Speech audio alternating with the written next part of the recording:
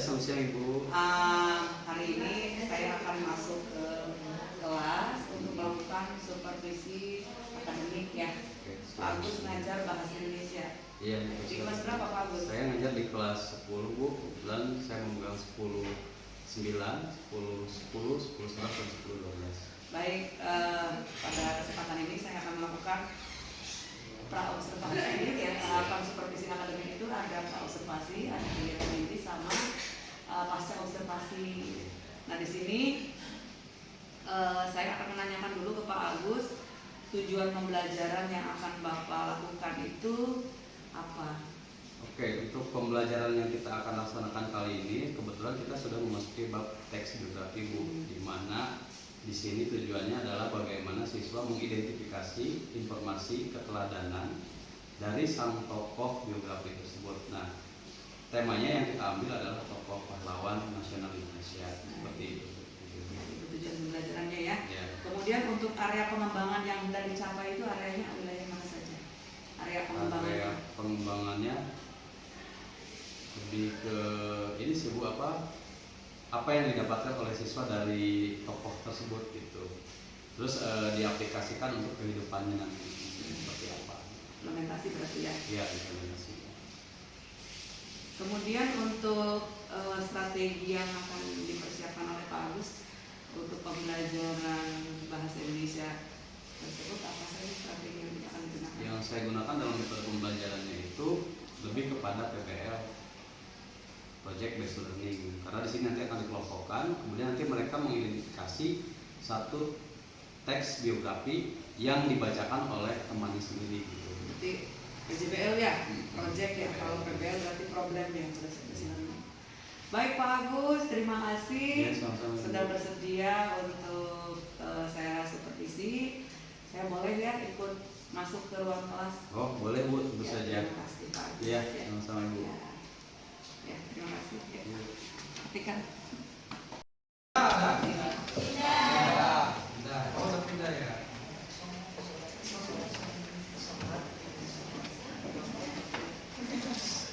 Pindahnya dari kapan? Lama. Aditya? Tidak ya. Anjar? Anissa? Audina? Ayu Lestari? Dede Erwin? Ika? Dimas Fajru? Kita memulai materi dan membahas materi ini. Alhamdulillah, mari kita bersama-sama membaca basmalah. Sebelumnya, saya ingin bertanya dulu, apa itu biografi? Ada yang tahu?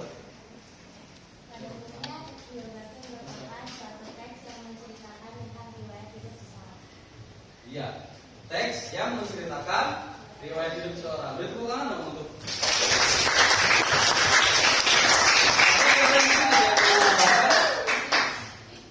Silakan, ada yang mau menambahkan? Oke, Ika, silakan. Biografi itu menuliskan atau menceritakan mengenai tentang kisah seseorang yang dituliskan oleh orang lain. Oke, kisah seseorang yang dituliskan oleh orang lain. Betul sekali. Jadi tepuk tangan untuk. Jadi biografi adalah sebuah perjalanan seseorang di mana dia itu ditulis oleh orang lain ya. Seperti halnya tadi disampaikan oleh Ika dan juga Anindya. Nah, sekarang kita akan memasuki biografi apa sih yang kita akan pelajari untuk materi bahasa Indonesia kali ini. Nah, biografi yang kita pelajari kali ini adalah berhubungan dengan tokoh pahlawan nasional Republik Indonesia. Coba di sini, siapa aja sih yang tahu tokoh-tokoh nasional pahlawan kita? Silakan acungkan tangan. Iya, Jenderal Sudirman. Ada lagi? Bung Karno, Ki Hajar Dewantara. Ada lagi? Wah, luar biasa, kelas ini ternyata tahu. Oke. Beri tepuk tangan buat semuanya.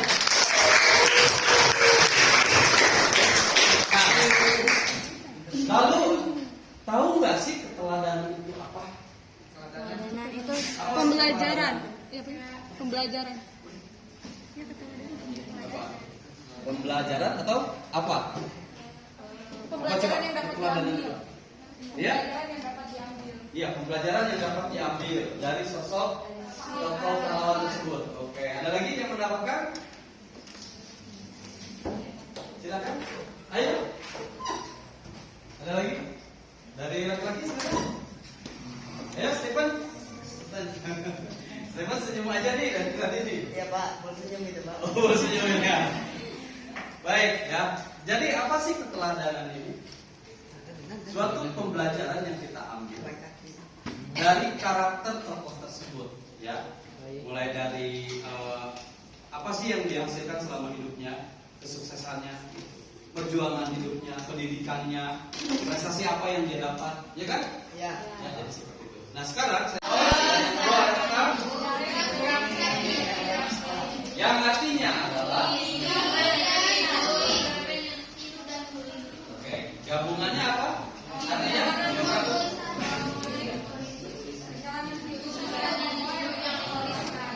sama halnya dengan tadi yang disampaikan oleh Ika, ya. Nah, baik, di sini kita akan memasuki kegiatan inti karena saya yakin kalian sudah tahu apa itu biografi, apa itu teks biografi, ya. Nah, ada perbedaan antara riwayat hidup dengan teks biografi. Perbedaannya di mana? Ada yang tahu? Riwayat hidup dengan teks biografi, apa perbedaannya? Kira-kira ada yang bisa menyampaikan apa perbedaan dari kedua itu? Nah, kalian kan pernah dengar juga ada riwayat hidup, ada teks biografi. Sudah jelas dari katanya dia berbeda sebetulnya, Pak. Kira-kira yang membedakan apa? Oke, sebelum ke jawaban, saya akan mengupas sedikit dari isi kedua tersebut. Di riwayat hidup, apakah ada profil orangnya? Ada. Di teks biografi ada nggak?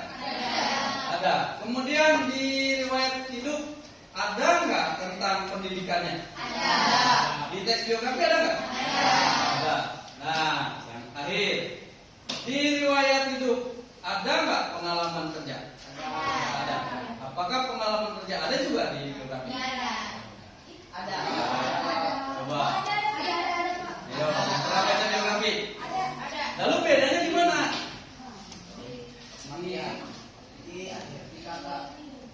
Bedanya adalah kalau riwayat hidup ditulis oleh dirinya sendiri, kalau biografi itu dituliskan oleh orang lain.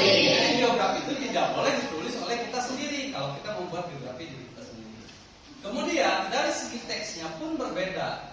Jika dalam riwayat hidup selalu ada perincian secara urut, sedangkan di teks biografi itu berbeda. Sifatnya adalah teks. Dari katanya juga sudah disebut dengan teks biografi. Nah, sifatnya adalah cerita. Ya, maka disebutnya adalah cerita perjalanan hidup seseorang. Maka itu disebut dalam teks biografi. Cerita hidup seseorang yang ditulis oleh orang lain. Bisa dipahami kira-kira ya? Oke, sekarang karena kita sudah membentuk kelompok sebelumnya, maka silakan kalian gabung ke kelompoknya dan kalian harus mengidentifikasi video yang sudah saya tadi kirimkan. Apakah sudah di-download semuanya? Coba di-share dulu. Nah, di situ ada video di mana dia itu memberikan presentasi berkaitan dengan teks biografi dengan tokoh pahlawan. Tahu pejuang emansipasi wanita siapa? Raden Ajeng. Luar biasa. Tepuk tangan buat semuanya. Sekarang silakan gabung dengan kelompoknya. Nah, di sini kalian harus bisa menyimak video tersebut. Kemudian nanti ada beberapa pertanyaan yang akan saya siapkan untuk kalian dan kalian ini cari apa itu di dalam video itu, apakah ada yang kalian dapatkan dari pertanyaan. Saya nanti akan Bapak berikan kepada masing-masing kelompok. Silakan, sudah di. Nah ini contoh videonya, boleh di. Handphonenya boleh digunakan ya, gunakan juga handphone. Kelompok sebelumnya. Pertanyaan-pertanyaan yang akan saya berikan.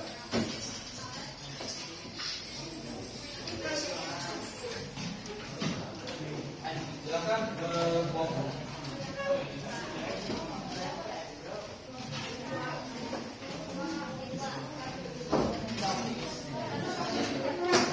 Kelompok 1 itu kelompok 2 itu sesuai yang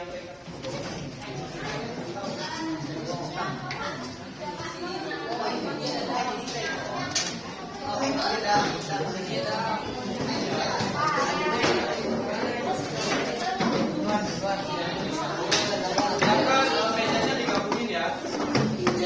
Karena kita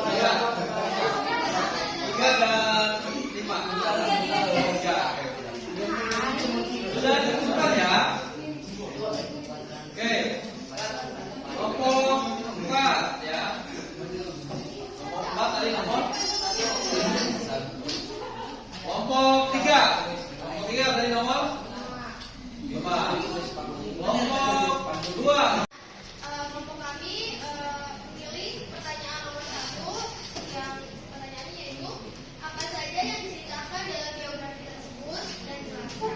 Nah, jawaban dari hasil riset kami yaitu dalam biografi tersebut menceritakan tentang perjalanan di era Kartini dari dia lahir sampai dia wafat. Nah, dia terlahir dari keluarga bangsawan Jawa dan dia memiliki 2 saudara. Bapaknya seorang bupati dan ibunya seorang guru agama. Dia memiliki 2 saudara dan saat umur 25 tahun dia dinikahkan oleh orang tuanya. Dia sangat antusias dengan pendidikan dan timbul rasa keinginan untuk memajukan wanita Indonesia. Berkat pilihannya, Kartini dapat mendirikan sekolah wanita di berbagai kota seperti Madiun, Cirebon, dan daerah sekitarnya yang dinamakan sekolah Kartini. Nah, hingga akhirnya dia wafat setelah melahirkan anak pertamanya dan 1 hari setelah melahirkan anak pertamanya. Oke, berikut pertanyaan adalah untuk kelompok.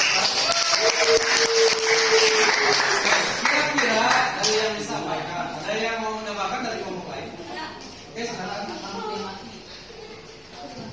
Baik, kalau saya dari perwakilan dari kelompok 1 akan menambahkan sedikit mengenai tentang era Kartini itu biografinya seperti apa. Jadi dari biografi tersebut juga menjelaskan secara rinci bagaimana era Kartini dari perjalanannya, yang dimana era Kartini lahir pada tanggal 21 April 1879. Beliau juga terlahir dari keluarga bangsawan, tadi juga sudah disebutkan, dari ayah seorang bupati dan ibunya seorang guru agama. Nah, dari teks biografi tersebut juga menjelaskan bagaimana perjuangan seorang Raden Adi Kartini memperjuangkan hak-hak perempuan itu seperti apa, dari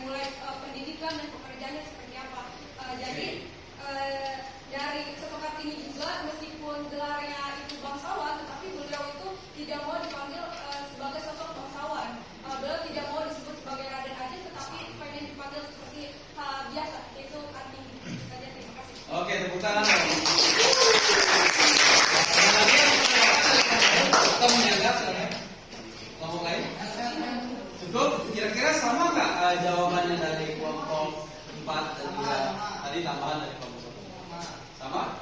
Betul? Benar? Atau ada yang kurang? Oke, bisa ditambahin dari nanti ya. Selanjutnya soal yang kedua. Tadi yang bagian soal benar siapa? Kelompok mana? Kelompok 5. Terima kasih Lita, silakan duduk. Tidak jadi masalah. Saya sebagai anggota kelompok 5 akan menjawab pertanyaan nomor 2, yaitu menurut kalian apa manfaat dari tujuan ditulisnya biografi tersebut. Jadi manfaatnya yaitu agar kita bisa mengetahui lebih dalam biografi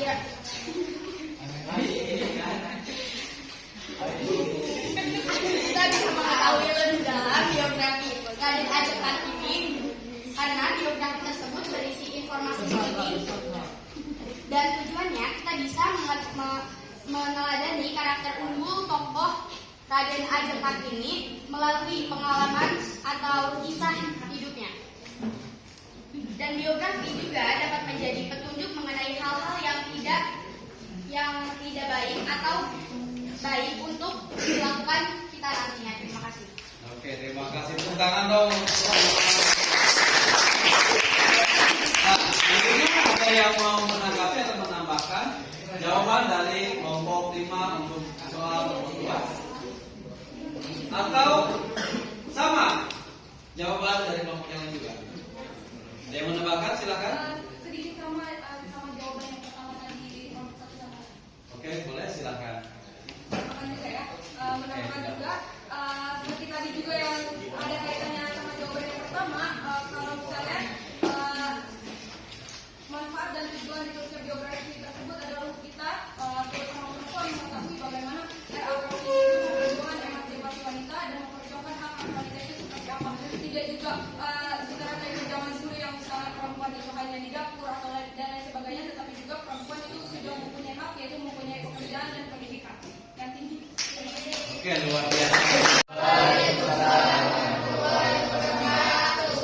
Yang menuju sore waktu semuanya, perkenalkan saya perwakilan dari kelompok 1 akan menjawab pertanyaan dari kelompok 4, yaitu apakah isi biografi itu lengkap atau sosok tersebut sudah tepat dan lengkap? Pastinya dari teks biografi tersebut sudah dijelaskan bahwa tokoh dan bahwa dijelaskan sudah tepat dan lengkap, karena di dalam teks biografi tersebut bukan hanya menjelaskan mengenai tentang biodata saja, tetapi menjelaskan juga bagaimana nama lengkap Raden Ajeng Kartini itu seperti apa, data kelahirannya seperti apa, informasi lainnya, dan juga cerita tersebut juga lebih rinci dan lebih kompleks menceritakan bagaimana era Kartini itu.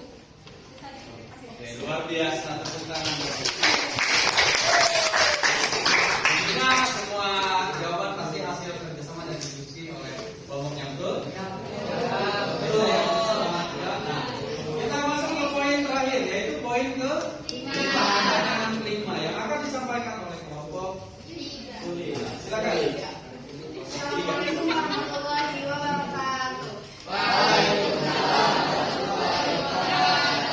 Saya di sini sebagai perwakilan dari kelompok 5 akan menjawab pertanyaan nomor 5, yaitu pertanyaannya adalah menurut kalian apakah bahasa yang digunakan dalam biografi tersebut sudah tepat? Jelaskan alasannya.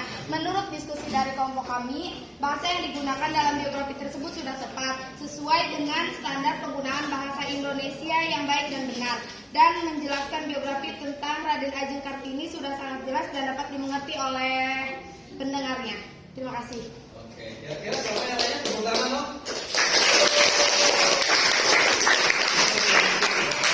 Oke, baik, ternyata luar biasa sekali kalian.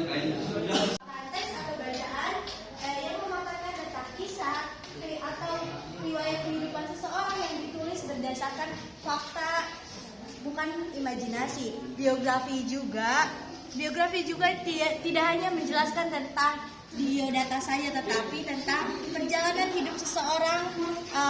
Untuk memperoleh data-data tersebut diperlukan research atau penelusuran yang lebih rinci untuk mendapatkan fakta yang akurat.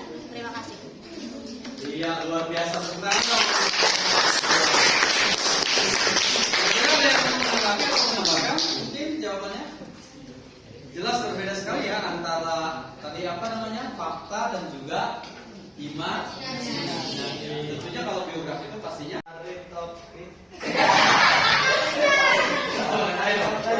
kita mendapatkan motivasi meneladani atau mempelajari lebih, khususnya untuk para kaum laki-laki seperti saya untuk lebih menghargai perempuan.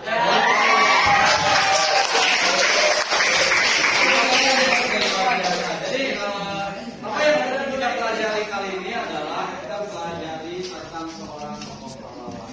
Apa yang kita dapatkan dari tokoh pahlawan itu adalah sebuah sejarah. Tentunya tadi yang sudah disampaikan oleh Ika mengenai tadi mengenai motivasi perjalanan hidupnya, terus sejarah yang dibuatnya. Tentunya kalian juga sudah tahu bahwa sejarah yang dibuat oleh Raja Ajeng Kartini adalah emansipasi wanita, di mana di sini hak-hak seorang wanita itu harus disamaratakan dengan kaum laki-laki. Nah, kira-kira bisa dipahami gitu ya? Nah, itulah yang menjadi sejarah.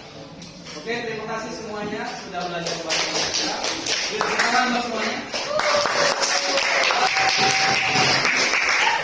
Itu saja dari Bapak, kurang lebihnya mohon maaf. Jika ada hal-hal yang belum kalian pahami, kalian juga bisa mempelajarinya di tempat kalian bekerja. Wassalamualaikum warahmatullahi wabarakatuh.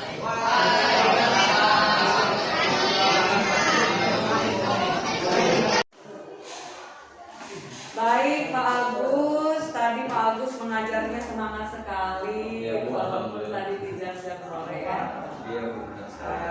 Baik, karena memang tadi di awal sudah saya sampaikan bahwa saya harus melakukan supervisi itu dengan 3 tahapan. Yang pertama prasupervisi, kemudian yang kedua itu inti, yang kegiatan inti, dan yang ketiga adalah pasca observasi. Nah, selama Pak Agus melakukan proses pembelajaran, Pak Agus untuk bisa merefleksi apa saja sih catatan-catatan yang bisa Pak Agus refleksikan dari kegiatan pembelajaran hari ini. Oke. Catatan yang bisa saya sampaikan untuk tadi kegiatan tadi itu lebih kepada ada permasalahan di media, Bu ya, karena tentunya mungkin dari saya juga yang tidak membawa laptop dan juga fokus karena memang kendalanya kebetulan laptop saya lagi bermasalah. Alhasil saya alternatifkan ke handphone. Tetapi ternyata ketika di pembelajaran itu banyak siswa yang konektivitasnya itu terganggu sehingga video yang saya berikan di kelas itu tidak maksimal semuanya dapat gitu. Itu yang menjadi kendala ya dalam Iya. proses pembelajaran. Baik, tentu di sini yang menjadi topik pembicaraan kita setelah tadi saya mengamati bahwa ada beberapa hal yang perlu kita diskusikan bersama. Yang pertama, di dalam proses pembelajaran Pak Agus ini menggunakan media apa saja yang digunakan? Oke, media yang saya gunakan itu yang pertama adalah buku tentunya, kemudian smartphone. Jadi buat Itu ya. Tadi di kelas mungkin ada sumber lain atau media lain yang bisa kita manfaatkan untuk proses pembelajaran. Ya, misalnya ada papan tulis juga di sana ya. Iya, Kalau betul. tidak sama papan tulis. Pak Agus seberapa besar memanfaatkan papan tulis untuk pembelajaran? biasanya kalau saya itu untuk papan tulis lebih kepada ketika saya menjelaskan materi secara detail. Cuman di sini kebetulan saya lebih kepada menitik beratannya ke bagaimana siswa itu bisa berbicara. Kalau dalam bahasa Inggrisnya mungkin public speaking. Makanya tadi saya selalu menotarkan ada yang ingin menyanggah, ada yang ingin menambahkan jawaban dari temannya gitu di dalam pembelajaran tadi ketika mereka dihadapkan dalam suatu situasi di mana mereka harus presentasi seperti itu. Baik, itu berarti ya kaitan dengan. Tapi tadi kalau menurut Pak Agus itu papan tulis yang ada di sana itu sudah dimanfaatkan dengan baik tidak dalam proses. Kalau tadi kayak sepertinya tidak, karena saya memang tidak menulis itu ya. Betul. Karena saya sudah menyiapkan medianya melalui smartphone sendiri gitu ya. Baik. Video kayak Tadi Pak Agus itu melakukan kesepakatan kelas tidak sebelum melakukan proses pembelajaran? Sebelumnya tidak, kesepakatan tidak ada. Yang ada itu hanya saya mengirimkan video terlebih dahulu, video untuk dipelajarinya itu. Kalau tadi video kan ditonton oleh kelompok nih. Iya. Nah, seperti apa prosedur pengelompokan yang Pak Agus lakukan? Oke, prosedur yang saya lakukan untuk kelompok itu saya menggunakan diferensiasi sesuai dengan apa yang diseharuskan kan di dalam kurikulum mereka. Jadi di mana kita di sini tidak boleh menyamaratakan karakteristik siswa kita sendiri. Artinya agar semuanya itu bisa memahami pembelajaran secara merata. Jadi tidak hanya siswa ini yang pintar saja tidak, terus yang ini yang tidak mumpuni gitu. Jadi alhasil mungkin mereka tidak bisa belajar dengan maksimal. Jadi Pak Agus sudah menggunakan pembelajaran diferensiasi Iya. untuk materi terjemah penjelasan. Kemudian di sini dalam pengelompokan itu apakah memang ada karakter yang lain yang Pak Agus lakukan selain tadi? Iya. Sebetulnya banyak sekali siswa di kelas 10-12 ini, apalagi dari laki-lakinya, mungkin ibu juga bisa lihat lagi. Ternyata yang lebih aktif itu justru kaum perempuan, karena memang sebagian besar dari laki-laki itu cenderung lebih kepada pasif gitu. Jadi tidak terlalu menonjol gitu dari segi bagaimana dia bisa ngomong. Jadi belum bisa menata bagaimana harus berbicara, bagaimana apa yang akan dibicarakan gitu. Baik, kalau saya simpulkan tadi di sini berarti ada 3 ya. Ya. Yang pertama itu penggunaan media, Ya. dan di dalamnya ada yang belum maksimal, Ya. penggunaan terutama media pembelajaran berlakukan tulis. Yang kedua belum adanya kesepakatan kelas ya. Iya. Belum adanya kesepakatan kelas. Kemudian yang ketiga tadi bahwa yang Pak Agus sampaikan itu motivasi belajar siswa antara laki-laki dan perempuan Iya. itu berbeda. Ya, lebih tinggi motivasi belajar perempuan dibandingkan laki-laki. Baik, dari catatan-catatan yang tadi yang sudah Pak Agus sampaikan menjadi catatan saya, kira-kira tindak lanjut yang akan Pak Agus lakukan itu seperti apa?